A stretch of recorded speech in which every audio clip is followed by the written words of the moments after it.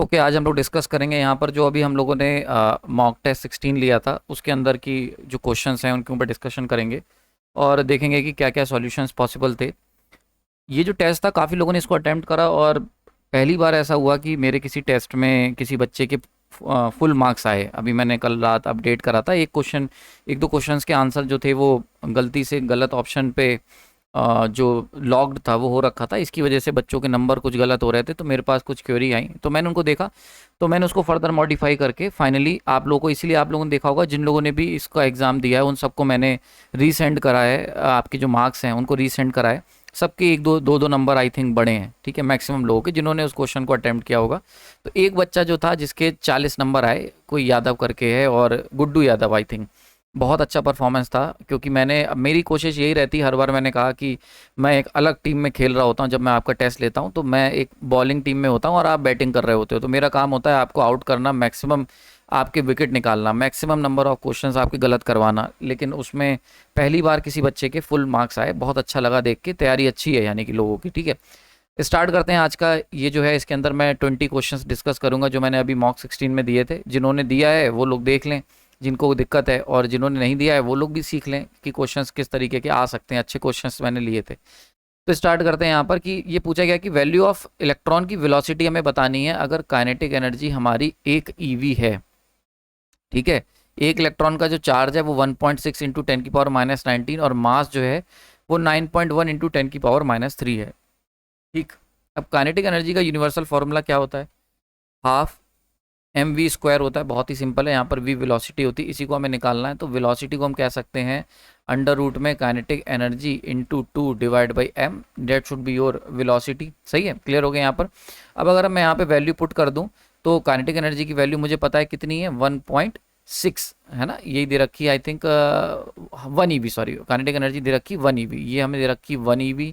ये तो 2 हमें पता ही है ना। और मास जो है वो भी हमें दे रखा है। तो जरा हम सारी चीज़ों को यहाँ पर पुट कर लेते हैं। तो काइनेटिक एनर्जी आप कितनी दे रखी, 1 eV, 1 eV दे रखी है। यानी कि E की वैल्यू कितनी होती है, E की वैल्यू होती है 1.6 इंटू 10⁻⁻19। सही। तो 1 eV कितना हुआ, 1 eV हो गया आपका 1.6 इंटू 10⁻⁻19, ठीक, क्लियर हो गया। 2 eV होता तो 2 से मल्टीप्लाई कर देते। तो काइनेटिक एनर्जी हमें मिल गई 1.6 इंटू 10⁻⁻19, रख देंगे। 2 पता ही है। M की वैल्यू कितनी दे रखी है यहाँ पर, M की वैल्यू दे रखी है हमें 9.1 इंटू 10⁻31। तो यानी कि अगर मैं यहाँ पर वेलोसिटी की बात करूँ तो अंडर रूट में 1.6 into 10⁻⁻19 into 2 divide by mass की वैल्यू कितनी है 9.1 इंटू 10⁻⁻31। इसको सॉल्व कर लोगे तो आंसर निकल के आ जाएगा 5.9 इंटू 10⁵ मीटर पर सेकेंड। सही है, इसको आप सॉल्व कर सकते हैं इजीली। तो यहाँ पर देख सकते हैं, तो मेरे ख्याल से C1 मैच कर रहा है ना, तो C1 is the correct option, ठीक है, याद रखना। अच्छा क्वेश्चन था, क्योंकि एक्चुअली क्या है ना, जनरली इस टाइप के क्वेश्चंस आते नहीं हैं, और जब आते हैं तो फिर बच्चों को पता नहीं होता क्या करना है। तो यहाँ पे ये चीज़ें याद रखना, ठीक है, क्लियर हो गया। ओके, नेक्स्ट क्वेश्चन वैसे तो सिंपल ही था, डायरेक्ट फार्मूला बेस्ड क्वेश्चन था। अच्छा, नेक्स्ट क्वेश्चन की बात कर लेते हैं। Which of the following is the symbol of current density. बहुत ही सिंपल क्वेश्चन मैंने पूछा था, क्योंकि कुछ क्वेश्चंस ऐसे भी रखने पड़ते हैं ताकि इजी भी हो। मतलब मैं कोशिश करता हूँ कि पेपर हमारा इस तरीके का बने कि इजी, मिड और जो कह सकते हैं हम हार्ड क्वेश्चन, वो तीनों हमें कॉम्बिनेशन में देखने को मिले, ताकि हर बच्चा कुछ ना कुछ कर पाए। तो डेंसिटी का सिंबल सिंपली आपको पता है, J1 is the density symbol. J का हम लोग इस्तेमाल करते हैं डेंसिटी को दिखाने के लिए। करंट डेंसिटी की वैल्यू कितनी होती है, करंट पर यूनिट एरिया, ठीक है, इसको हम लोग कहते हैं करंट डेंसिटी। ये बताता क्या है करंट डेंसिटी, अगर J की बात करते हैं कि अमाउंट ऑफ इलेक्ट्रिक करंट जो कि किसी क्रॉस सेक्शनल एरिया से फ्लो कर रहा है। तो फॉर एग्जांपल ये अगर हमारा कंडक्टर है, तो इस क्रॉस, ये एक यूनिक क्रॉस सेक्शनल एरिया है, मतलब 1 मीटर स्क्वायर का अगर एरिया है, तो यहाँ से निकलने वाला जो करंट है डेट इज I। समझ में आ रही है? तो J क्या बताता है कि कितना करंट हमारा निकल रहा है एक क्रॉस सेक्शनल यूनिट एरिया से किसी भी कंडक्टर के, ठीक है। और ये हम लोग मीज़र करते हैं परपेंडिकुलर डायरेक्शन में, ये मीज़र करा जाता है। So these are the important detail. तो यहाँ पर हम कह सकते हैं B1 is the correct option. बहुत, ये भी सिंपल ही क्वेश्चन था, तो 2 क्वेश्चन आपके क्लियर हो गए होंगे। नेक्स्ट यहाँ पर बात कर लेते हैं थर्ड क्वेश्चन की। इसके अंदर पूछा गया था कि भाई 10 जूल अपॉन कूलम ये क्या होगा। सही है, तो देखो अब ये थोड़ा सा इंटरेस्टिंग था सिंपल, लेकिन इसमें आपको पता होना चाहिए कि जूल और कूलम ये किसकी यूनिट होती है। तो जूल होती है वर्क की और कूलम होती है चार्ज की। तो वर्क डन पर यूनिट चार्ज की यहाँ पर बात हो रही है, and that should be equal to the voltage. तो 10 कूलम जूल अपॉन कूलम क्या हो गया, ये हो गया वर्क डन पर यूनिट चार्ज, यानी कि इट इज वोल्ट। तो यहाँ पर करेक्ट ऑप्शन क्या हो गया, 10 volt. D1 is the correct option. सही है, समझ में आ गया होगा। ओके, नेक्स्ट यहाँ पे क्वेश्चन पूछा गया, which one of the following dimension जो है वो कंडक्टिविटी की होती है। बहुत अच्छा क्वेश्चन है। इस टाइप के जब भी क्वेश्चन आएंगे थोड़ा सा दिमाग लगाना पड़ेगा। तो हम देखो कंडक्टिविटी की यहाँ पर बात कर रहे हैं। अगर रेजिस्टेंस की बात करें, resistance equal to voltage upon current होता है ना। इसको और खोलोगे तो rho L by A equal to voltage upon current होता है, सबको पता है। रो इक्वल टू कितना हो गया, voltage into area divide by length into current. सही।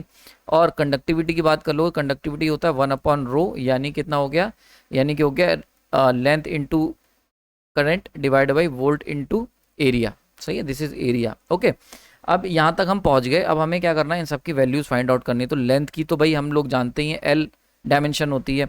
करंट की डायमेंशन ए होती है, सही है, पता है हमें। एरिया की डायमेंशन क्या होती है, एल स्क्वायर होती है। ठीक है, अब बची वोल्टेज की डायमेंशन, बस ये और निकाल लो वोल्टेज की डायमेंशन। तो वोल्टेज इक्वल टू कितना होता है, वोल्टेज होता है तुम्हारा वर्क डन पर यूनिट चार्ज होता है। सही है, बहुत बढ़िया। वर्क डन कितना होता है, force into displacement divide by charge. अब चार्ज की यूनिट तो आपको पता है ये क्यू होती है। ठीक है, फोर्स इंटू डिस्प्लेसमेंट। अब इसको जरा सॉल्व करते हैं। फोर्स इंटू डिस्प्लेसमेंट, डिस्प्लेसमेंट की डायमेंशन हो गई एल, तो ये भी हमें पता चल गई। फोर्स की बात कर लें, फोर्स होता है मास इंटू एक्सेलरेशन, यानी कि इसको हम लिख सकते हैं एक्सेलरेशन की अगर हम यूनिट की बात करें तो मीटर पर सेकंड स्क्वायर। ठीक है, यानी कि मीटर मतलब लेंथ, पर सेकंड स्क्वायर मतलब टी स्क्वायर। तो L by T square dimension हो गई ए की, एम की डायमेंशन एम आ गई। सही है, तो यहाँ से हम क्या कह सकते हैं, फोर्स की डायमेंशन कितनी आ गई, M L divide by T square. That should be dimension of force. अब देखो यहाँ पर जरा ध्यान से, तो हमने क्या देखा, वोल्टेज इक्वल टू कितना हो गया, M into L divide by T square dimension, और इंटू एल हो गया, एल हो गया डिवाइड बाई क्यू। सही है, इतना आ गया। अब इसको हम और लिख सकते हैं, M L square divide by T square Q कह सकता हूं मैं। ठीक है, अच्छा चार्ज की अगर हम लोग बात कर लेते हैं तो एक चीज़ इंपॉर्टेंट देखो, कहीं पर भी इन चारों ऑप्शंस में चार्ज की यूनिट की कोई भी जिक्र नहीं हुआ है किसी भी तरीके का, है ना। तो चार्ज तो हमें हटाना पड़ेगा, एम्पेयर से हटा लेते हैं। तो हमें पता है कि करंट की वैल्यू कितनी होती है, करंट होता है चार्ज कितना फ्लो हुआ पर यूनिट टाइम में, क्यू बाई टी। तो अगर हम देखें क्यू इक्वल टू कितना हो गया, करंट इंटू टी हो गया। ठीक है, कितना करंट पास हो रहा है कितनी देर तक। ठीक है, तो करंट की डायमेंशन कितनी होती ए, टी की डायमेंशन कितनी होती टी। तो यहाँ पर हम कह सकते हैं चार्ज की डायमेंशन हम कह सकते हैं ए इंटू टी, यानी कि यहाँ से हम कह सकते हैं वोल्टेज की डायमेंशन निकल के आई M L square divide by T square into A into T, या हम कह सकते हैं इसे M L square divide by A into T Q. That is a very important dimension formula. Voltage का याद ही कर लो तुम, बहुत बार आता है, तो ये चीज़ आपको पता होनी चाहिए। ठीक है, क्लियर हो गया यहाँ पर। तो M L square divide by A into T cube, ये हो गया। अब बस अब देखो, अब यहाँ पर हमें पुट करना है। तो अगर हम कंडक्टिविटी की बात करूँ, यहाँ पर जो हमने ऊपर ये फार्मूला निकाला ही था, इसको नीचे ले आते हैं, थोड़ा ज़मीन पे ले आते हैं। तो लेंथ का हो गया एल, टाइम का हो गया टी, सॉरी करंट था, करंट का हो गया ए, करंट का हो गया ए डिवाइड बाई नीचे क्या है, नीचे है वोल्टेज, वोल्टेज का कितना हो गया M L square divide by A T cube, और एरिया का कितना हो गया एल स्क्वायर। ठीक है, ये हो गया। अब भैया इसमें शफलिंग कर लो, तो ये ऊपर चला जाएगा, ये कितना हो जाएगा एल, ए ऊपर जाएगा तो a square t cube divide by नीचे आ जाएगा एम और एल की पावर 4। सही है, क्लियर हो गया, यहाँ पर कोई दिक्कत नहीं होनी चाहिए। इसको एक इससे काट लो, तो a square t cube divide by m into l की पावर 3। अब क्या हो गया, इसको अगर हम एक ही डायमेंशन में लिखें, मतलब एक ही प्लेन में लिखने की कोशिश करें, तो ए स्क्वायर टी क्यूब, इसको ऊपर ले जाओगे तो कितना हो जाएगा एम माइनस, और ये कितना हो जाएगा L minus 3। That should be your answer. समझ में आ रही बात है। जरा देख लेते हैं कौन सा मैच कर रहा है यहाँ पर। तो a square t cube, A square t cube, A square और टी क्यूब। ठीक है, ए ही वाला मैच कर रहा है, क्योंकि और कहीं तो ऐसा है नहीं। ए स्क्वायर टी क्यूब हो गया, M minus 1 L minus 3, M minus 1 and L minus 3। A1 is the correct option. बहुत अच्छा क्वेश्चन था, आई होप आपको समझ में आ गया होगा। बहुत सारे लोगों का ये क्वेश्चन गलत हुआ है जिन लोगों ने पेपर को अटेम्प्ट करा था। ठीक है, थोड़ा सा इसको जरा ध्यान से करना। एक चीज़ और बता दूं कि जो मैंने जो भी पेपर आपके लिए सेट करा है, इसको आप कोशिश करो कि इसको 30 मिनट के अंदर देने की कोशिश करो। अगर 30 मिनट से ज़्यादा लग रहे हैं तो इसका मतलब तुम्हारी तैयारी उतनी अच्छी है नहीं, भले ही तुम्हारे नंबर कितने भी आए। तो कोशिश करो कि 30 मिनट का टाइमर लगा के इस पेपर को देना, है ना। और 30 मिनट का अगर टाइमर पे तुम्हारा क्वेश्चन जितने भी लग जाएं वो ही तुम्हारे अपने होंगे। ठीक है, वहीं तक करना, तो थोड़ा ईमानदारी। अब बाकी तो देखो, आप कहीं से बुक से ढूंढ ढांड के भी कर सकते हो, तो ये आपकी ईमानदारी आपके साथ है, क्योंकि पेपर जो ये यहाँ से आपको सिलेक्शन नहीं मिलेगा, ये जस्ट आपको एक कह सकते हो टेस्ट करने के लिए है। ठीक है, तो बाकी आपके ऊपर ईमानदारी, आपके ऊपर मैं छोड़ रहा हूँ अपनी। ठीक है, क्लियर हो गया, तो ध्यान रखना। नेक्स्ट हम लोग बात कर लेते हैं, दो रेजिस्टेंस हैं जो कि पैरेलल में जुड़े हुए थे, तो उनका जो रिजल्टेंट रेजिस्टेंस था 6/5 था। ठीक है भैया, दो रेजिस्टेंस, एक R1 ले लो, एक ले लेते हैं R2, पैरेलल में जुड़े हुए हैं। इनका जो इक्विवेलेंट रेजिस्टेंस होगा R इक्विवेलेंट कितना होगा भैया, R1 पैरेलल R2। ये कितना निकल के आया है, ये दे रखा है 6/5। ठीक है भैया, वन ऑफ द रेजिस्टेंस अगर ब्रोक हो गया तो इफेक्टिव रेजिस्टेंस जो बचा वो 2 ओम बचा। अगर एक रेजिस्टेंस टूट गया, ये वाला मान लेते हैं टूट गया, ये अगर टूट जाएगा तो रेजिस्टेंस क्या बचा रह जाएगा, R2। तो ये इसकी वैल्यू कितनी दे रखी है, 2 ओम दे रखी है। बहुत बढ़िया, ये 2 पता चल गई।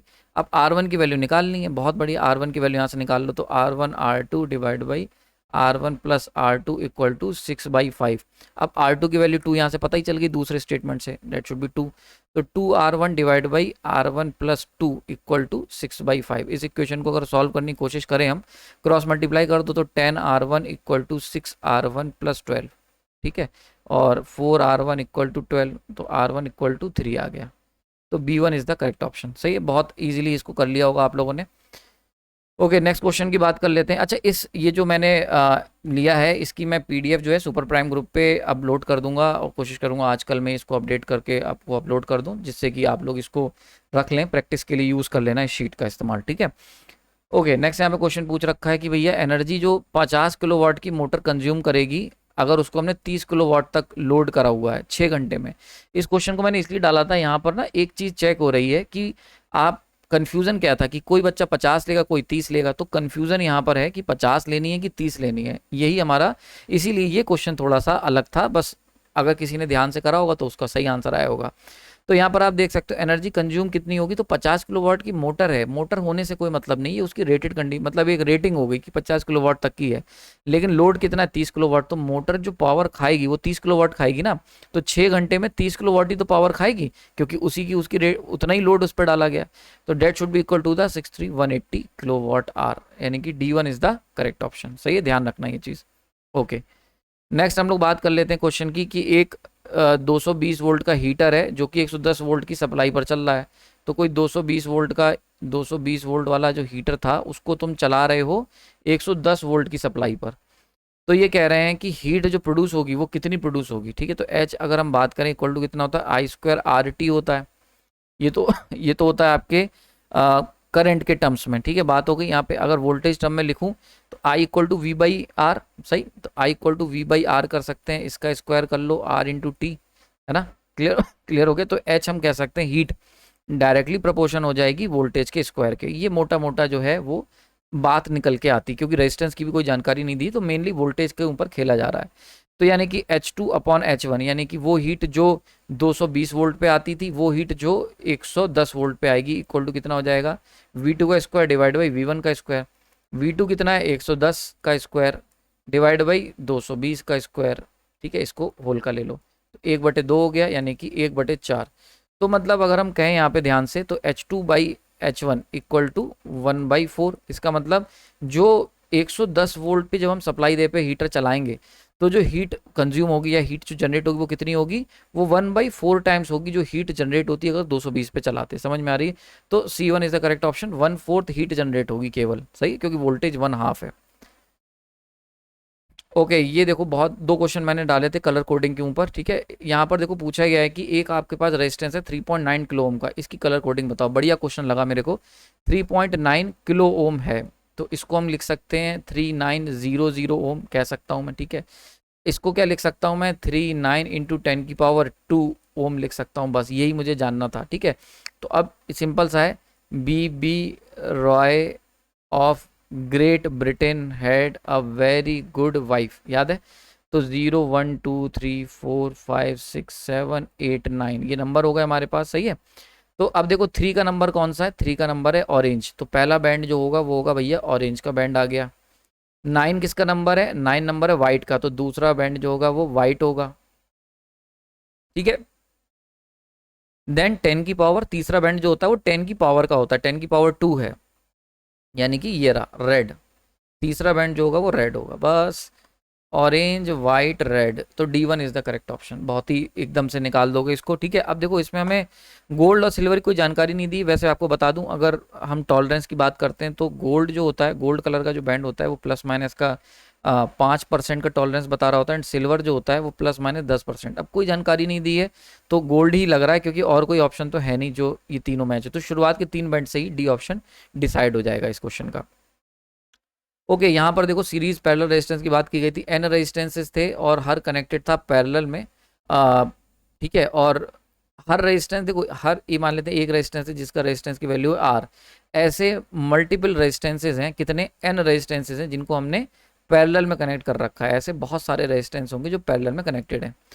तो इक्विवेलेंट रेजिस्टेंस कितना हो गया, इसका x हो गया, तो x should be equal to the R divide by n। याद आ गया, मैंने आपको बताया था अगर आपके पास रेजिस्टेंस हैं, अगर हमारे पास n नंबर ऑफ रेजिस्टेंसेज हैं और एक रेजिस्टेंस की वैल्यू R है, तो अगर तुम इन्हें पैरेलल में जोड़ोगे तो टोटल रेजिस्टेंस कितना मिलेगा, R डिवाइड बाई n, और अगर सीरीज में जोड़ोगे तो NR लगे मिलेगा। ठीक है, ये जो क्वेश्चन है ये सारे मैंने यूथ पब्लिकेशन सीरीज जो मैं करा रहा हूँ सुपर प्राइम ग्रुप पर, वहाँ पे भी कराए हुए हैं। इस टाइप के क्वेश्चन आपको ईजिली मिल जाएंगे वहाँ पर। ठीक है, तो वहाँ पर मैंने ये ट्रिक आपको मतलब बताई थी, बहुत सिंपल सा फॉर्मूला होता है, तो उसको वैसे ही यूज़ कर लेना है। तो R/n, तो x की वैल्यू R/n हो गई। अब ये कह रहे हैं अगर हम टोटल रेजिस्टेंस कितना होगा अगर n रेजिस्टेंसेस को हम सीरीज में जोड़ दें, तो सीरीज में अगर जोड़ दोगे n रेजिस्टेंसेस को तो कितने हो जाएंगे, ये NR हो जाएगा। ठीक है, NR हो जाएगा। क्लियर हो रहा है यहाँ पर। अब यहाँ पर अगर आप ऑप्शन देखोगे, आपके पास मल्टीपल ऑप्शन, यहाँ पर R इक्विवेलेंट की जो वैल्यू होगी हमारे पास NR होगी। ठीक है, क्लियर हो गया यहाँ पर। अब देखो NR की तो कोई ऑप्शन दे नहीं रखा है, यानी कि हमें थोड़ा सा रिप्लेस करना पड़ेगा। तो रिप्लेस करके देख लो, R की जगह अगर हम रिप्लेस करें, R की जगह हम क्या लिख सकते हैं इस फॉर्मूले से, R इक्वल टू NX, ये वैल्यू यहाँ पर पुट कर दो, तो ये कितना हो जाएगा n इंटू x, यानी कि n² x। यही एक लौता ऑप्शन यहाँ पर मिलेगा, तो D1 is the correct option. समझ में आ रही बात है किस तरीके से करा गया।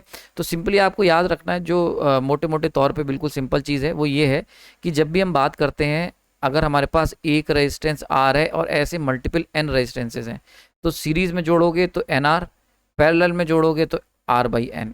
टोटल इक्विवेलेंट रेजिस्टेंस की बात हो रही है यहाँ पर, R इक्विवेलेंट की, उसी से हमने इसको सॉल्व कर लिया। ठीक है, क्लियर हो गया होगा यहाँ पर। ओके, आगे हम लोग बात कर लेते हैं नेक्स्ट क्वेश्चन की। अब देखो ये भी कलर कोडिंग का है। एक इसमें उल्टा क्वेश्चन पूछा गया है कि भैया एक बैंड जो है, पहला बैंड ऑरेंज कलर का है, दूसरा बैंड ब्लू कलर का है, तीसरा बैंड जो है वो येलो कलर का है। ठीक है, और लास्ट बैंड गोल्ड कलर का है। तो ये बता दो कितना रेजिस्टेंस होगा। तो वही लगा लो भैया, तो बी सॉरी एक मिनट रुको, इसको साफ से लिख लें ज़रा, क्योंकि इसी से काम करना होगा। तो B Roy of Great Britain had a very good wife. बहुत अच्छी बीवी है इनकी। 0 1 2 3 4 5 6 7 8 9। ऑरेंज, ठीक है, ऑरेंज कहाँ पर है भैया, ये रहा। तो पहला वैल्यू आ गई 3।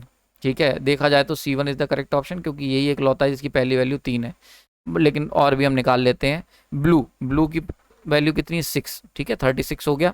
ये जो है ये होता है ब्लैक होता है, और ये होता है आपका brown. This is brown and this is black, याद रखना। ठीक है, 6 हो गया इंटू 10 की पावर कितनी होगी, येलो की कितनी है 4, तो 10 की पावर 4, तो 36 इंटू 10 की पावर 4। गोल्ड की कितनी होती 5%, तो ये C1 is the correct option. सही। नेक्स्ट क्वेश्चन यहाँ पर दे रखा है कि वोल्टेज जो है 50 साइन 1000 टी की जो वैल्यू टी है is applied to a parallel plate capacitor. सही, हमने एक अप्लाई कर दिया, और वो कैपेसिटर की डायमेंशन दे रखी है 5। एरिया कितना है, एरिया है तुम्हारा 5 सेंटीमीटर स्क्वायर का, यानी कि अगर इसे मीटर में कन्वर्ट करो तो 10 की पावर -4 हो गया। डिस्टेंस कितनी दे रखी है 5 mm, यानी 5 इंटू 10 की पावर -3।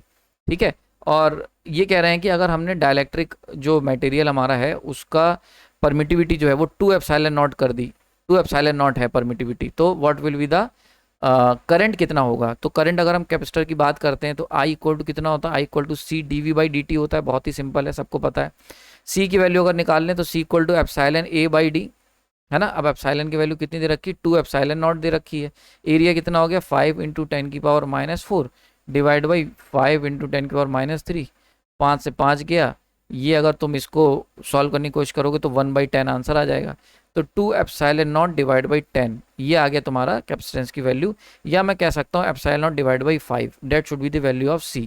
अब जरा निकाल लेते हैं I की वैल्यू, तो I equal to C dV/dt। Voltage की वैल्यू कितनी दे रखी है भैया 50 साइन। ठीक है, तो अगर इसको डिफ्रेंशिएट करेंगे 50 साइन 1000 t, इसको अगर तुम डिफ्रेंशिएट करोगे d/dt तो कितना आ जाएगा, 50 तो ऐसे का ऐसे ही रहा, 1000 बाहर आ जाएगा, 1000 बाहर आ गया, इंटू साइन की जगह कोसाइन हो जाएगा, कॉस और बाकी सब ऐसे ही रहेगा। ठीक है, समझ में आ रही बात है, क्लियर हो गया। तो अगर मैं इसको ये आगे यानी कि अगर मैं इसको लिखने की कोशिश करूँ तो इसको मैं कॉस थोड़ा छोटा लिख देता हूँ 10⁻3t। ये कितना हो जाएगा 5 1 2 3 4 इंटू 10⁻4। ठीक है, ये आ गई हमारी वैल्यू dv/dt की। c की वैल्यू कितनी दे रखी है ε0 डिवाइड बाई 5, तो 5 से 5 चला गया। तो फाइनली हमें i की वैल्यू कितनी मिल जाएगी, i की वैल्यू मिल जाएगी हमें ε0 10⁻4 cos 10⁻3t। That should be your current की वैल्यू। समझ में आ रही बात है। तो ε0 10⁻4 cos 10⁻3t। ठीक है, आई आपको समझ में आ गया होगा। तो ये वो सारे क्वेश्चंस हैं जो अच्छे अच्छे मतलब एग्जाम्स में आए हुए हैं और एक अच्छा क्वेश्चन बन सकता है, इसलिए मैं थोड़ा सा अलग हट के क्वेश्चंस लेने की कोशिश करी थी जो कन्वेंशनल ना हो। ओके, नेक्स्ट क्वेश्चन यहाँ पर देखो पूछा गया है कि अगर हमारे पास एक 200 वोल्ट का 200 वोल्ट हम सप्लाई करते हैं 50 हर्ट्ज पे किसी चोकिंग कॉइल को ए को। ठीक है, तो वो करंट लेती है 8 एम्पियर। यानी कि एक हमारे पास कॉइल है, कॉइल का जब भी देखो टर्म यूज हो कॉइल, ठीक है, चोक कॉइल, जब भी टर्म यूज हो चोक कॉइल, तो चोक कॉइल का सिंपल सा मतलब होता है आर एल सर्किट। सही है, आर और एल क्लियर हो गया यहाँ पर। अगर लिखा जाए इंडक्टिव कॉइल तो केवल वो कॉइल होगी। अगर लिखा हुआ है चोक, ध्यान रखना, तो चोक का मतलब होता है आर एल। आर एल सही, तो आर एल मैंने बना दिया, ये हो गया एल हो गई, आर हो गया। सही है भैया। तो हम इसको सप्लाई दे रहे हैं 200 वोल्ट पे और ये करंट कंज्यूम कर रही 8 एम्पियर और पावर कितनी कंज्यूम करी 240 वाट। ये ए वाला केस हो गया। बी वाला केस देख लेते हैं। इसके अंदर क्या है, कॉइल हमारी ये एल, एक उसका रेजिस्टेंस है R2 ले लेते हैं, इसे R1 ले लो। इसको हम लोग सप्लाई दे रहे हैं तो ये भी सेम 200 वोल्ट सप्लाई दे रहे हैं, 1000 वाट कंज्यूम कर रही है और करंट खींच रही है 20 एम्पियर। सही है। अब ये कह रहे हैं what power will be taken when 200 volt supply across the two coil connected in series. यानी कि अगर हम इन दोनों को सीरीज में कनेक्ट कर दें, यानी कि अगर हम इन दोनों कॉइल को R1 एक्स और ये जो तुम्हारी है XL1 लिख लेते हैं, इसको रिएक्टेंस के टर्म में लिख लेते हैं XL1 और R2 एंड XL2, इसको अगर हम कनेक्ट कर दें किससे 200 वोल्ट सप्लाई से, तो कितनी पावर कंज्यूम होगी ये पूछा जा रहा है। ठीक है, अब देखो इसको करने के दो तरीके हैं। इसरो का क्वेश्चन है 24 का, बढ़िया क्वेश्चन है। इसमें देखो एक चीज़ मैं आपको बताऊं बड़ी इंटरेस्टिंग, जो आपके लिए बड़ी हेल्पफुल रहेगी। गेट तक में इस ट्रिक के ऊपर, इस कॉन्सेप्ट के ऊपर क्वेश्चंस आए हुए हैं। कॉन्सेप्ट बिल्कुल सिंपल सा है। अगर हम किसी भी चोक कॉइल की बात करते हैं, ध्यान से समझना, बहुत इंपॉर्टेंट चीज़ है। किसी भी चोक कॉइल की बात करते हैं तो उसके अंदर रेजिस्टेंस होता है और इंडक्टेंस होता है। तो जो भी हम एक्टिव पावर कंजम्पशन की बात करते हैं कि भैया एक चोक कॉइल के अंदर इतनी पावर कंज्यूम हुई, जैसे यहाँ पर दे रखा है कि ए वाले केस के अंदर 240 वाट की पावर कंज्यूम हो रही है, तो आप एक बात समझो, एक्टिव पावर कंज्यूम केवल और केवल रेजिस्टेंस में हो सकती है, इंडक्टेंस में नहीं होती। इंडक्टेंस के अंदर केवल रिएक्टिव पावर एल और सी में होगी, एक्टिव पावर आर में होगी। तो ये जो 240 वाट कंजम्पशन की बात हो रही है, दिस इज बेसिकली हम लोग बात कर रहे हैं रेजिस्टिव एलिमेंट की। समझ में आ रही बात है, ध्यान रखना, बहुत इंपॉर्टेंट चीज़ है। यानी कि हम इसको देखो दो तरीके से कैसे सॉल्व कर सकते हैं, बहुत ध्यान से समझो। अगर मैं बात करूं, अगर मैं R1 और R2 की वैल्यू निकाल लूं तो मेरे को पता चल जाएगा R इक्वलेंट कितना है, क्योंकि सीरीज में है। तो R equivalent equal to R1 plus R2 पता चल जाएगा, वहां से पावर निकाल लेंगे। वहां से पावर कैसे निकालोगे, P इक्वलेंट इक्वल टू, तो भैया P इक्वलेंट कितनी होगी तुम्हारी, जो V स्क्वायर जो तुमने अप्लाई कर रखा है डिवाइड बाई R इक्वलेंट। समझ में आ रही, and that should be equal to the R1 plus R2। इससे सॉल्व कर सकते हैं। अब R1 R2 कैसे निकालोगे, ये एक मेथड बता रहा हूँ, दिस इज मेथड 1। ये हम लोग बात कर रहे हैं एक मेथड की, इसी क्वेश्चन को सॉल्व करने के। और भी डिफरेंट मेथड होंगे, हम लोग एक पर्टिकुलर मेथड की बात कर रहे हैं। सही है। तो आप जरा देखते हैं यहाँ से, अब R1 R2 वैल्यू कैसे निकालोगे, तो P1, अब यहाँ पर इधर आ जाओ, यहाँ पे ध्यान से देखो। तो यहाँ से अगर हम P1 निकालने की कोशिश करें, P1 हमें पता है 240 वाट, तो R1 निकालोगे। अगर R1 P1 इक्वल टू कितना होगा, V square divide by R1, है ना। तो R1 की वैल्यू कितनी हो जाएगी, V square divide by P1। V square मतलब 200 का स्क्वायर डिवाइड बाई 240। तो अगर R1 की वैल्यू निकालोगे यहाँ से ऊपर वाले सर्किट से, मैं यहाँ पे लिख दे रहा हूँ, तो R1 इक्वल टू कितना हो जाएगा, V square divide by P1। V square कितना है, 200 इंटू 200 डिवाइड बाई 240। और अगर इसको सॉल्व कर लेते हो तो कितना निकल के आएगा, 166.6 ohms. That should B R1।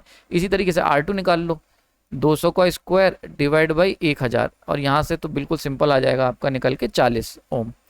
तो R1 R2 आ गया। तो R इक्वलेंट कितना हो गया, R इक्वलेंट यहाँ से निकाल सकते हो 40 प्लस 166.6 यानी कि 206.6 ओम।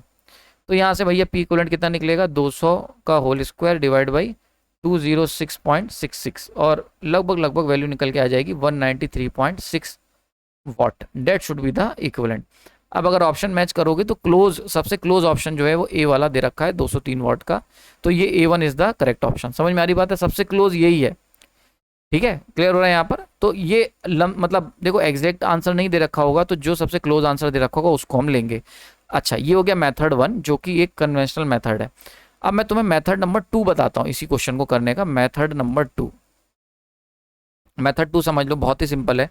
देखो अगर हमें पावर दे रखी होती है कि एक रेजिस्टेंस के अंदर पावर कंज्यूम हो रही है, एक सर्किट में P1 और दूसरे सर्किट में P2, और इनको हम लोग क्या करते हैं, अगर इन दोनों सर्किट को हम सीरीज में जोड़ दें तो जो पावर टोटल कंज्यूम होगी वो कहलाएगी P सीरीज, और वो कितनी हो जाएगी, वो हो जाएगी P1 पैरेलल P2, ध्यान रखना। And that should be equal to the P1 P2 divide by P1 plus P2। ये बेसिक इलेक्ट्रिकल की यूथ पब्लिकेशन की सीरीज जो मैं कवर कर रहा हूँ, मतलब मोर देन 30 लेक्चर्स मैंने इसके ऊपर अभी तक कवर कर दिए हैं, जिसमें स्विचिंग ट्रांजिएंट और बेसिक इलेक्ट्रिकल के जितने भी इंपॉर्टेंट क्वेश्चन थे, ये हो गया रेजिस्टेंस वाले जितने भी इंपॉर्टेंट थे, सारे के सारे क्वेश्चंस मैंने अपने लेक्चर सीरीज में कवर करे हैं, जाके देखना, अभी चल रही है वो।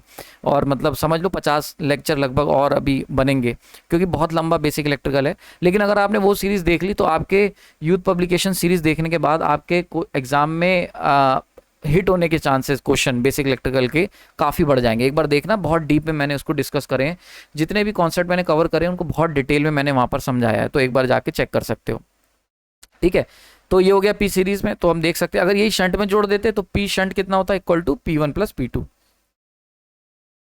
यहाँ सीरीज में जोड़ा है तो भैया ये हो गया। अब देखो यहाँ पर लिख लो भैया 240 इंटू 1000 डिवाइड बाई 1240, सॉल्व कर लोगे तो आंसर सेम आएगा 193.6 वॉट। ठीक है, तो यहाँ पर आप निकाल के देख सकते हो, तो A1 is the correct option. ठीक है, समझ में आ गई होगी बात। ये दो मेथड से सॉल्व कर सकते हो।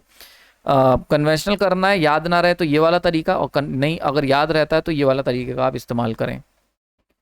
नेक्स्ट यहाँ पर क्वेश्चन पूछा गया है, हाँ, हॉट रेजिस्टेंस जो है बल्ब का, फिलामेंट का, वो हाई होता है compare to the cold resistance. यानी कि अगर हम बात करते हैं, अगर फिलामेंट हॉट है तो रेजिस्टेंस उसका ज़्यादा है, अगर फिलामेंट कोल्ड है तो उसका रेजिस्टेंस जो है वो कम है। कोल्ड का मतलब टेम्परेचर का अगर कम तो रेजिस्टेंस कम, हॉट का मतलब टेम्परेचर अगर ज़्यादा तो रेजिस्टेंस ज़्यादा। यानी कि टेम्परेचर के साथ सीधे सीधे रेजिस्टेंस जो हो रहा है वो चेंज हो रहा है। और ये जो खूबसूरती होती है ये ऐसे एलिमेंट में होती है जिसका टेम्परेचर कोफिशिएंट क्या होता है, जिसका टेम्परेचर कोफिशिएंट होता है पॉजिटिव। तो C1 is the correct option. तो जिन भी एलिमेंट का, जिन भी मेटल का पॉजिटिव टेम्परेचर कोफिशिएंट पॉजिटिव होगा, उन्हीं में टेम्परेचर बढ़ने, पॉजिटिव टेम्परेचर कोफिशिएंट का मतलब ही होता है टेम्परेचर बढ़ने पर रेजिस्टेंस बढ़ना। ठीक है, ध्यान रखना ये चीज़। तो बेसिकली अगर मैं बात करता हूँ किसी भी कंडक्टर की तो वहाँ पर ऐसा ही होता है। अगर मैं बात करता हूँ सेमी कंडक्टर की तो उल्टा होता है, टेम्परेचर कोफिशिएंट नेगेटिव होता है। ऐसे ही अगर मैं बात करता हूँ आपकी इंसुलेटर की तो उनका भी टेम्परेचर कोफिशिएंट नेगेटिव होता है, मतलब टेम्परेचर बढ़ाओगे तो कंडक्टिविटी बढ़ जाएगी, रेजिस्टेंस कम हो जाएगा। ठीक है, क्लियर हो गया यहाँ पर। आगे चलते हैं, नेक्स्ट क्वेश्चन। ओके, बहुत सिंपल क्वेश्चन पूछा था मैंने, थोड़ा सा घुमाया था जिससे कि देख लें बच्चे कितना कर पाते हैं। काफ़ी हद तक लोगों ने सही करा है। कंडक्टेंस यहाँ पे पूछा गया था कि भैया ये बता दी कंडक्टेंस शॉर्ट सर्किट का कितना होगा अगर 125 वोल्ट की सप्लाई है, 400 एम्पेयर करंट है, तो resistance equal to voltage upon current. ठीक है, and that should be equal to 125 divide by 400, है ना।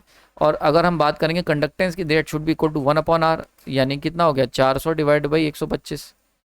ठीक है, तो इसको सॉल्व कर लोगे तो 3.2S आंसर आ जाएगा। D1 is the correct option. ठीक, नेक्स्ट यहाँ पे क्वेश्चन पूछा था, ये क्वेश्चन था ट्रांजिएंट स्विचिंग का। 2-3 क्वेश्चन मैंने लगभग दिए थे, है ना। तो ये 3 क्वेश्चन जो थे बड़े अच्छे क्वेश्चन थे, जो जिस टाइप के आने के चांसेस हैं, तो मैंने वो मेजर टाइप था उसको मैंने इस एग्जाम में कवर करने की कोशिश करी थी। बहुत कम लोगों का ये क्वेश्चन सही गया है, इसी से पता चल रहा है कि आपको स्विचिंग ट्रांजिएंट के ऊपर मेहनत करनी चाहिए। काफ़ी बच्चों का गलत गया ये क्वेश्चन, गिने चुने ऐसे हैं जिनका ये क्वेश्चन सही गया है। ये जो 3 क्वेश्चन मैं अब कराऊंगा, तो यहाँ पर पूछा गया एक कॉइल है, 30 ओम की, इंडक्टेंस है उसका 0.6। ठीक है, तो ये 30 ओम की कॉइल है, मतलब कॉइल का मतलब ही यहाँ पर चोक कॉइल एक तरीके की है। इंडक्टेंस उसका दे रखा है 0.6 हेनरी, और इसको हमने स्विच कर रखा है। ठीक है, इसका स्विच हम कनेक्ट कर रहे हैं एक 240 वोल्ट की बैटरी के साथ।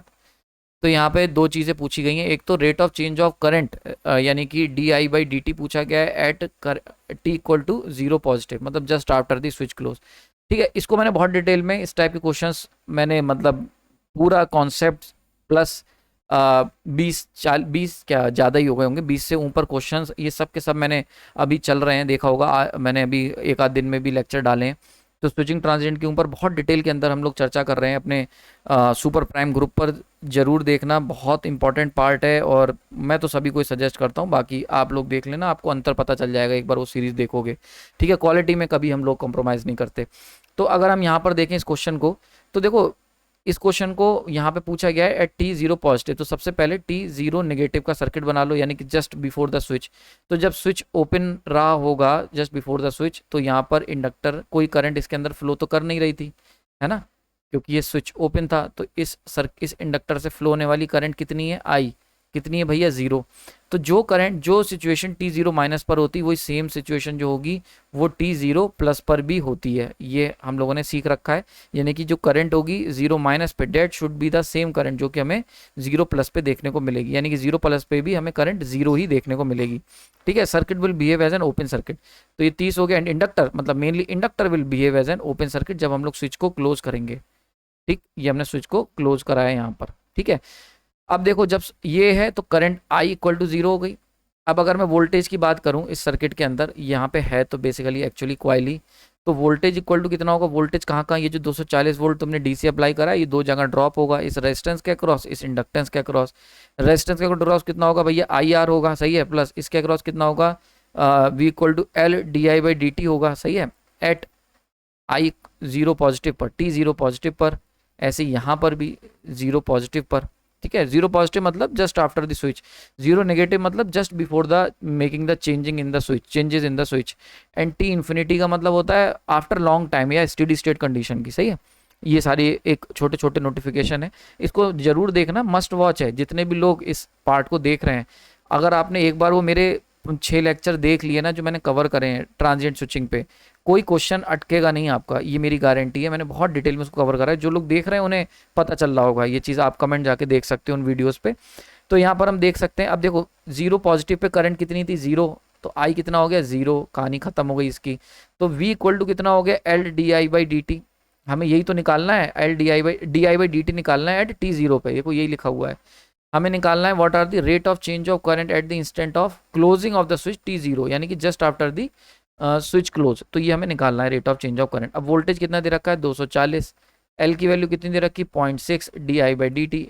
यहाँ से सॉल्व कर लो, इसे नीचे भेज दो, 0.6 यहाँ आ गया भैया, ये इधर गया, 6 4 जा 400, तो 400 ampere per second, that should be the rate of change of current. ठीक है, क्लियर हो गया। ये हो गई तुम्हारी 400 एम्पेयर पर सेकेंड। अब 400, दो ऑप्शन दे रखे हैं, बी और डी में से एक करेक्ट होगा। तो इसके लिए हमें दूसरा ऑप्शन सॉल्व करना पड़ेगा, magnitude of the final steady state current respectively. Magnitude भी निकालना है, ठीक है। तो स्टेडी स्टेट करंट का, तो उसके लिए मतलब टी इन्फिनिटी का सर्किट बना लो। अब आपको पता ही है इन्फिनिटी पर क्या होता है, इंडक्टर जो होता है वो एक्ट करता है शॉर्ट सर्किट की तरह। कैपेसिटर अगर होता तो कैपेसिटर एक्ट करता ओपन सर्किट की तरह, बताया हुआ है मैंने लेक्चर में। तो भाई सीधी सी बात है, यहाँ पर रेजिस्टेंस आर है, inductor will act as a short circuit, है ना। और ये हमारा स्विच बहुत समय से क्लोज था, 240। तो भैया यहाँ पे करंट आई फ्लो करेगी। आर की वैल्यू कितनी दे रखी, आर की वैल्यू 30 दे रखी है, ठीक है। R equal to 30। तो यहाँ से आई कितना हो गया, आई हो गया तुम्हारा 240 डिवाइड बाई 30, ये गया 8। ठीक है, तो 8 एम्पेयर। 8 एम्पेयर का सिंपल सा मतलब हो गया ये वाला। तो B1 is the correct option. ठीक है, क्लियर हो गया होगा यहाँ पर, आई को समझ में आया होगा। बहुत ही बेहतरीन क्वेश्चन था, बहुत कम लोगों का ये सही गया है। ओके, नेक्स्ट क्वेश्चन की बात कर लेते हैं। ये बहुत ही सिंपल क्वेश्चन था, 2 मिनट में हो जाएगा। यहाँ पर दे रखा है सर्किट स्विचिंग ट्रांजिएंट का टी इक्वल टू 1 सेकंड के बाद पूछा गया है करंट कितना होगा सर इस पर्टिकुलर ब्रांच के अंदर। तो यहाँ पर दे रखा है 3 सेकंड, यानी कि 3 सेकंड बाद। देखो जब भी कभी ऐसे स्विच बना हो, इसका मतलब स्विच हम लोग क्लोज कर रहे हैं। तो एक तो सबसे पहले यहाँ से पता चल जाएगा it is a transient switching question, पहली बात। दूसरी बात, यहाँ पर जो टाइम दे रखा है, अगर दे रखा है टी 0 सेकेंड, इसका मतलब टी 0 पे बंद कर रहे हैं। टी 3 सेकेंड दे रखा है, इसका मतलब 3 सेकेंड बाद बंद कर रहे हैं, बिफोर 3 सेकेंड ये खुला रहेगा। ये ऐसे बना हुआ है, मतलब 2 सेकेंड बाद हम इसको क्लोज ओपन कर रहे हैं, यानी कि बिफोर 2 सेकेंड ये जो होगा आपका क्लोज रहा होगा। समझ में आ रही बात है, क्लियर हो गया। तो हम जरा बना लेते हैं इसको टी 1 सेकंड के बाद। तो अगर 1 सेकंड के बाद देखोगे तो ये ओपन रहा होगा क्योंकि ये तो तीसरे सेकंड पे बंद करा गया, और ये क्लोज रहा होगा क्योंकि ये दूसरे सेकंड पर ओपन करा गया। तो भाई ये ओपन रहा होगा क्योंकि ये तो तीसरे सेकंड पे बंद करा गया, और ये क्लोज रहा होगा। ठीक है, ये हो गया 10 वोल्ट। यहाँ पे कहीं रेजिस्टेंस है 5000, और ये है 15 वोल्ट। ठीक है, क्लियर हो गया, बहुत बढ़िया। अब यहाँ पे करंट निकाल लो, तो I इक्वल टू कितना होगा 10 divide by 5000, that should be equal to the 2 milli ampere. तो D1 is the correct option. सही, समझ में आ गई बात ही, बहुत सिंपल क्वेश्चन था। नेक्स्ट यहाँ पर क्वेश्चन बहुत ही इंटरेस्टिंग क्वेश्चन आने के चांसेस मैक्सिमम। यहाँ पर कहा गया है स्टेडी स्टेट सर्किट में हमारा जो सर्किट था बहुत देर से स्टेडी स्टेट पे था, और हमने फिर क्या करा, हमने स्विच को ओपन कर दिया, स्विच को बहुत देर से स्विच ओपन था, सॉरी बहुत देर से स्विच ओपन था, हमने स्विच एस को क्लोज कराया t इक्वल टू 0 पर। तो करंट बता दो जब हमने स्विच को क्लोज करा होगा। अब ये कह रहे हैं कि सर्किट बहुत देर से स्टेडी स्टेट में था, यानी कि t0 माइनस की बात करते हैं, अगर स्विच को चेंज करने से पहले, स्विच के चेंज होने से पहले सर्किट बहुत देर से स्टेडी स्टेट में रहा होगा, तो डेट शुड बी द 2 ओम। अब स्टेडी स्टेट में जब बहुत देर से था, इसका मतलब क्या हुआ, कैपेसिटर क्या हो गया, कैपेसिटर ओपन सर्किट हो गया हमारा, कैपेसिटर ओपन सर्किट हो जाएगा, और स्विच हमारा क्या हुआ, बहुत देर से ओपन ही था, 2 ओम। ठीक है, तो कैपेसिटर के अक्रॉस क्या हुआ, कैपेसिटर के अक्रॉस वोल्टेज कितना आ जाएगा, कैपेसिटर के अक्रॉस वोल्टेज कितना होगा, तो यहाँ से करंट जाएगी, ये बस इसी में करंट फ्लो करेगी, क्योंकि आगे तो सर्किट टूटा हुआ है, पुल टूटा है, तो आगे तो करंट जाएगी नहीं। तो यहाँ से अगर करंट 2 एम्पेयर करंट फ्लो करेगी 2 ओम के रेजिस्टेंस के क्रॉस, तो प्लस माइनस 4 वोल्ट का ड्रॉप होगा, and that should be the same voltage जो इस कैपेसिटर के क्रॉस डेवलप होगा। इस कैपेसिटर के क्रॉस वोल्टेज कितना आ जाएगा, प्लस माइनस का 4 वोल्ट। ठीक है, तो प्लस माइनस 4 वोल्ट यहाँ पर डेवलप हो जाएगा ओपन सर्किट के केस में, स्टेडी स्टेट में, है ना। तो T0 माइनस पे सर्किट बहुत देर से हमारा जो था ओपन था। ठीक, तो ये हो गया। अब T0 पॉजिटिव पे हमने क्या करा है, स्विच को बंद कर दिया है, तो स्विच बंद कर दो भैया, 2 एम्पियर है ना, ये हो गया 4 वोल्ट, 4 ओम, मतलब सॉरी 2 ओम, 2 ओम, ये हो गया 1 ओम। अब यहाँ पे कैपेसिटर, तो देखो कैपेसिटर को अब जब हम बात करते हैं T0 पॉजिटिव की, तो यहाँ पर हम क्या करेंगे, कैपेसिटर को किससे रिप्लेस करेंगे, उसके इनिशियल वैल्यू से, यानी कि T0 माइनस पर कैपेसिटर का वोल्टेज कितना था, VC 4 वोल्ट था, तो T0 पॉजिटिव पर भी कैपेसिटर के क्रॉस कितना वोल्टेज आएगा, तो capacitor will act as a voltage source of 4 volt, तो capacitor will act as a voltage source of 4 volt. ठीक है, जस्ट आफ्टर दी स्विचिंग। तो ये हो गई भैया हमारी स्विचिंग हो गई। ठीक है, 2 ओम, ये हो गया सर्किट हमारे पास तैयार। अब ये कह रहे हैं कि इसके अंदर करंट बता दो आई कितनी होगी। सही है, ये पूछा गया है। तो यहाँ पर अब यहाँ पे KCL लगा दो, ये this should be the voltage V। ठीक है, ये तो V वोल्ट हमारा 4 वोल्ट दे ही रखा है, तो यहाँ पर हम देख सकते हैं ये करंट इधर गई, ये नीचे गई, और हम कह सकते हैं ये इधर गई, ये KCL लगा लेते हैं। तो KCL में क्या होता है, करंट जो एंटर करेंगी इक्वल टू होगी जो करंट लीव करेगी। एंटर कितनी कर रही, 2 एम्पेयर, लीव कितनी कर रही है, आई कर रही है, प्लस ये वाली V माइनस 4 डिवाइड बाई 1। ठीक है, क्लियर हो गया यहाँ पर। अब देखो आई करंट कितनी है, I current equal to V divide by 2 equal plus V minus 4 divide by 1। इसको सॉल्व कर लो तो ये आ जाएगा, 2 LCM ले लिया, V प्लस 2V माइनस 8 इक्वल टू 2। सही, इस 2 को इधर भेज दो तो 4 इक्वल टू 3V माइनस 8, इसको इधर भेज दो तो 12 equal to 3V। V equal to कितना आ गया, 4 वोल्ट जो है वो इस पॉइंट का वोल्टेज आ गया, this voltage equal to 4 volt यहाँ पर आ गया।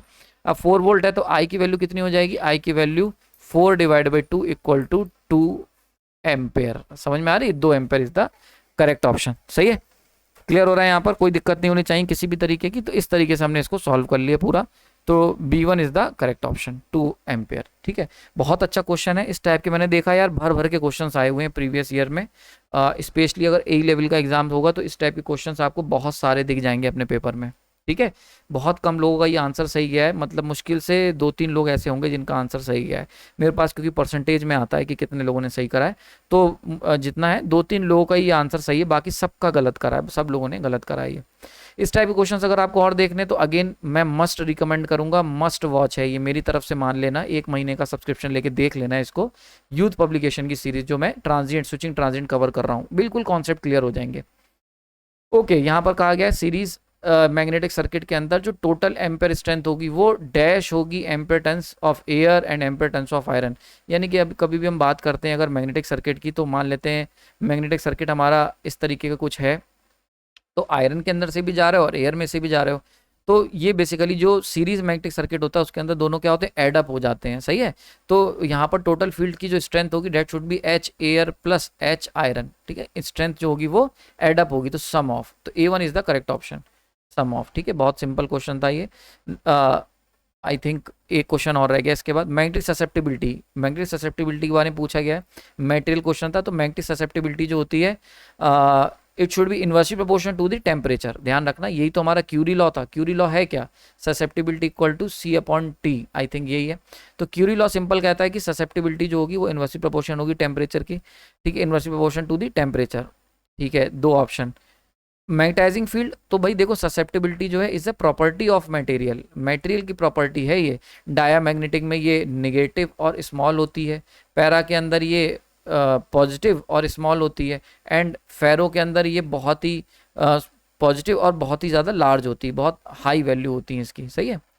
तो ये हमें पता है। अब देखो ये क्या है, ये it is a property of the material. तो ये magnetic field applied external magnetic field intensity के ऊपर इसका कोई लेना देना नहीं है, यानी कि डिपेंड ही नहीं कर रही कि इंटेंसिटी तुमने कितनी अप्लाई कर रखी है। तो it is independent of magnetizing field and proportional to inversely proportional to the temperature. तो B1 is the correct option, सही है। लास्ट क्वेश्चन की बात कर लेते हैं यहाँ पर कि अगर हम लोग करंट सोर्स को किसी थेवेनिन थ्योरम में या कभी भी हम लोग निगलेक्ट करते हैं तो उसको कैसे करते हैं। आपको याद रखना है, वोल्टेज सोर्स को जब भी हम निगलेक्ट करते हैं तो वहाँ पे शॉर्ट कर देते हैं थेवेनिन इक्विवेलेंट सर्किट में, और अगर करंट सोर्स को हम हटाते हैं, निगलेक्ट करते हैं, तो उसको हम लोग ओपन कर देते हैं। तो A1 is the correct option, open कर देते हैं इसको, ठीक है। तो इतना ही रखते हैं यहाँ तक। आई होप आपके सारे के सारे क्वेश्चंस कवर हो गए हैं। A1 is the correct option. और all the best next exam के लिए। जल्दी मैं डिक्लेयर कर दूंगा कि वो किस पे होगा। मज़ा आ रहा होगा डेफिनेटली। और मैं आपको सभी को सजेस्ट करूंगा कि एटलीस्ट जो लोग मेंबर्स हैं, क्योंकि मैं देख रहा हूँ बहुत सारे लोग मेंबर्स हैं लेकिन उन्होंने भी एग्ज़ाम नहीं दिया है, तो आप इसको ना एक प्रैक्टिस मान के चलो, एक तरीके का ब्रशअप मान के चलो। मैं तो कह रहा हूँ अगर आपके 0 भी मार्क्स आ रहे हैं तो किसको क्या पता चल रहा है ना। आपको पता चलना चाहिए कि आपकी कितनी तैयारी हो रही है। तो एग्ज़ाम से घबराना नहीं है, वीकली होता है, इसको आप दो ज़रूर, और इसको आपको पता चलता रहेगा कि आपके वीक पॉइंट्स क्या हैं। एक बात याद रखना, लाइफ में जैसे फॉल्ट, मैंने जब स्विच गियर प्रोटेक्शन पढ़ाया था तो मैं एक ही बात आपको कहता हूँ, एज अ प्रोटेक्शन इंजीनियर हमें फॉल्ट हम सही कर पाएँ या ना कर पाएँ ये दूसरी बात है, बट एज एन इंजीनियर ये प्रोटेक्शन सिस्टम डिज़ाइनर, ये हमारा मेन पर्पस है कि हमें पता होना चाहिए कि फॉल्ट कहाँ पर है। वैसे ही आप कोई कॉन्सेप्ट आप सही कर पाओ कि ना कर पाओ अलग बात है, लेकिन एज अ स्टूडेंट आपको पता होना चाहिए कि लूप होल कहाँ पर है, मेरे कमज़ोर सब्जेक्ट कौन से हैं और सब्जेक्ट में कमजोरी कहाँ कहाँ है, ये पता होनी चाहिए। ध्यान रखना, ये बहुत इंपॉर्टेंट बात बता रहा हूँ, ये आपको हमेशा याद रखनी बात। तो ये कैसे पता चलेगा? इसी तरीके के MCQs सॉल्व करके पता चलेगा कि हाँ ये कॉन्सेप्ट ही मेरे को नहीं आता। तो इसकी PDF कॉपी मैं सेंड कर दूंगा सुपर प्राइम ग्रुप पे, ठीक है, एक आध दिन में आपको मिल जाएगी। और कीमती समय देने के लिए धन्यवाद। आई होप ये लेक्चर आप, ये जो टेस्ट था ये आपको इंटरेस्टिंग लगा होगा, पसंद आया होगा। इस तरीके के टेस्ट कंटिन्यू चलते रहें तो बताना मेरे को, और ये जो मैंने एक्सप्लेनेशन दिया है इसमें कोई डाउट हो तो कमेंट सेक्शन में बताना। Thank you.